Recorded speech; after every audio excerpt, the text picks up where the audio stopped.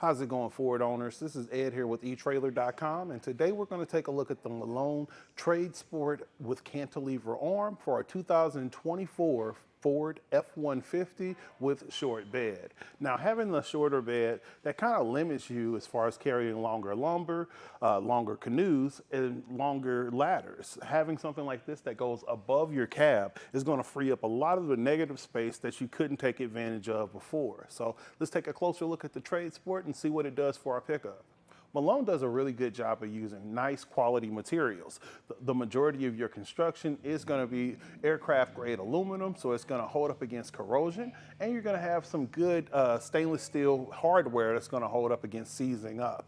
The cantilever arm bar here is basically an add-on to the Malone TradeSport, giving you a lot more utility and a lot more range. This guy just bolts into the exterior T-channel slot, and on the bottom, you're gonna have two of these clamps on each one of your pillars. And what that's gonna do is grip underneath your bed rail and give you a nice sturdy foundation.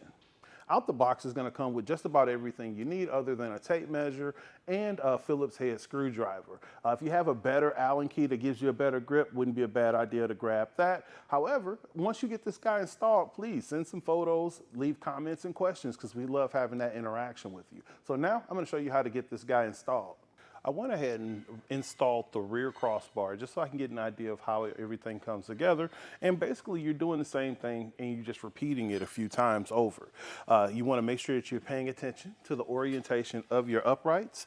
You always want these guys angled towards the center. So this is going to be our upright for our driver's side front.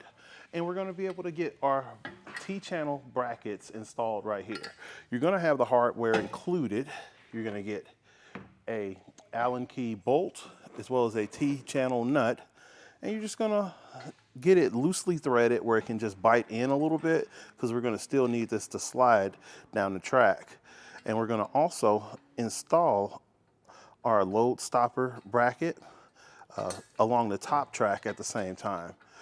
You will have a cross member that goes down the side and top that fits into the channel right here, and I'm gonna show you how to get all those things done as well.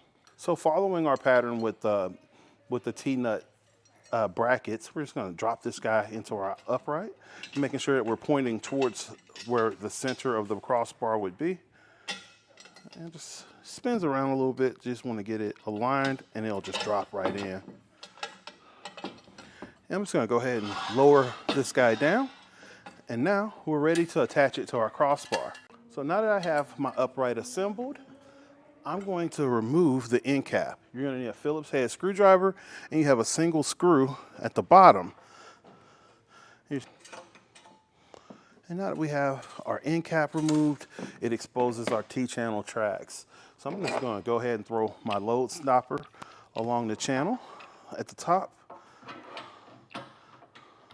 I'm just going to fasten it a little bit so it's not sliding everywhere. And now I'm going to take my upright, and first I'm going to lead with my cross member support into the lower channel. I'm going to bring that down and now align my top connections. All right. And now that I have everything installed on the track, I'm going to go ahead and reinstall my cap. So now we're going to install our cantilever arms. We're going to drop 3 of these T-channel nuts right into our outside channel. Just kind of drop them right in. And those are going to align with the 3 holes that we have on our cantilever arm. So I'm going to kind of shove this guy down, get it loosely threaded where it can just bite in a little bit. Now that I have all 6 of my bolts in, the way I positioned it to keep it even, I just kind of went level with the opening here for our T-channel nuts. So from here, we're going to put 4 more T-channel nuts on the other end of the arm and put our front crossbar on. So now we're going to take our front crossbar. This is what's going to go over the cab.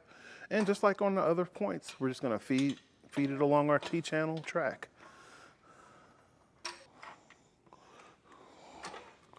All right, we're just gonna get this guy going all the way across. So I enlisted the help of Kurt and Evan to help me get this up and into the bed. However, you can completely install this on your own if you were to just build it out in the bed. This is going to allow you to get this guy put up and positioned exactly where you need it. I will suggest that you wait before you fasten out your crossbars, just so you can make sure it's positioned and even on the roof. So now that we have our cantilever arm put up, I'm just going to go ahead and clamp this bracket on to the top of our bed rail, and that'll keep it secure, and I'm going to go on both sides. Now, one thing that you want to keep in mind is if you're okay with it resting on top of your vehicle for a short period of time, it'll only be there for a moment. Otherwise, having that second set of hands again to help hold it up until you get your clamp secured would be the move. So now I'm going to install my load stopper here on my top T-channel, and I can reinstall my end cap, making sure that I keep my screw in there because this was keeping everything from sliding all about.